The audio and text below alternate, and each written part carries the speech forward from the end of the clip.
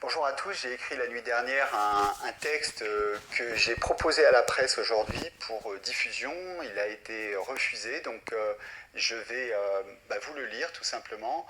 Et vous allez voir peut-être que c'est le sujet qui fait qu'il a été refusé, alors qu'habituellement je n'ai pas de difficulté à faire passer mes textes dans la presse. Le titre c'est Lettre à diffuser à vos amis blancs. Entre parenthèses, que vous soyez noir ou blanc. J'ai quelques questions à poser quand j'entends les réactions à la suite des manifestations pour George Floyd et Adama Traoré. Pourquoi ?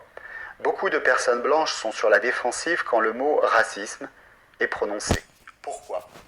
Avancent-elles des arguments contre la communautarisation, la racialisation, comme si les personnes noires s'étaient réveillées un matin en décidant qu'il était utile ou confortable pour elles de faire parler de leur couleur de peau.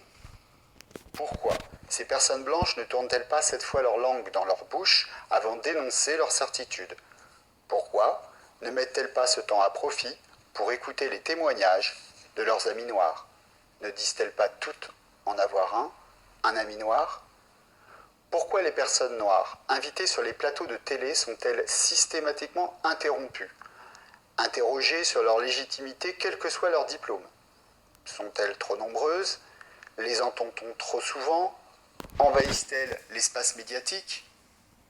James Baldwin disait pourtant, si tu veux comprendre pourquoi les Noirs sont dans la rue, intéresse-toi à leur vie quotidienne. Dernière question, pourquoi Éric Zemmour, condamné pour incitation à la discrimination raciale, continue-t-il à diffuser des fake news à des heures de grande écoute ? Il y a quelques jours, il disait que 80% des Blancs américains étaient tués par des Noirs, sauf que 84% des Blancs américains sont tués par des Blancs. Bon, ça je sais, c'est pour l'audience de CNews. Alors s'il vous plaît, chers amis blancs, avant de dire que je suis un raciste ou un enragé, sachez que je suis blanc, tout comme vous. Les identitaires blancs diront que je suis traître à ma race. Ils l'ont déjà fait, j'en ai l'habitude. Les identitaires noirs diront que je fais de l'appropriation culturelle avec ma coupe de cheveux non homologuée. Ça, c'est plus nouveau, mais je vais m'y faire. Et la plupart des gens se diront quel est son problème à celui-là.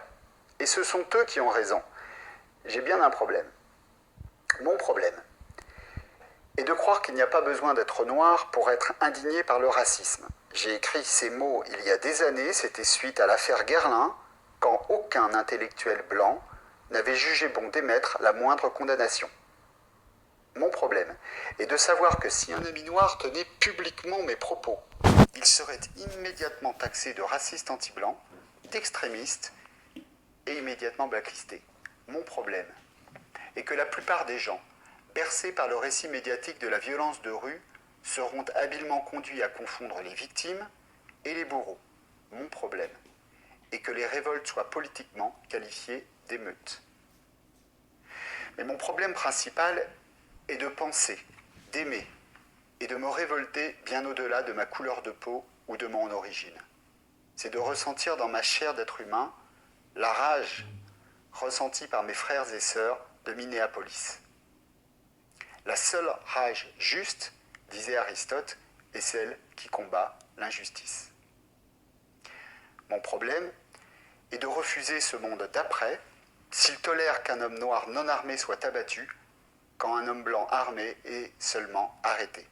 Mon problème est de refuser ce monde d'après s'il tue pour un faux billet de $20 ou la tentative de fuite d'un énième contrôle d'identité. Merci pour votre écoute. Je vous dis de prenez soin de vous et je vous retrouve dans quelques